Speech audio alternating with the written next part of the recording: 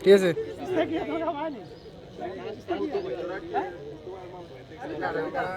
আমাদের আমরা কথা শুনি সবাই আটবি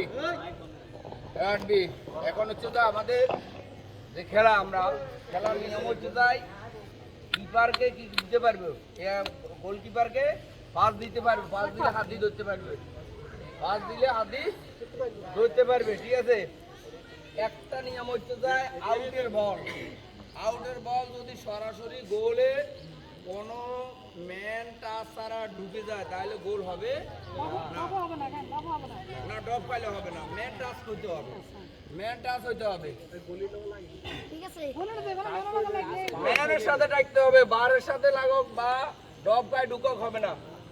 আউটের বল হ্যাঁ, আর অফসাইড তো নাই, আর গুলো হচ্ছে যায় থ্রো, হ্যান্ডবল, ফাউল যা আছে, কর্নার বল যদি সরাসরি ঢুকে যায় গোল।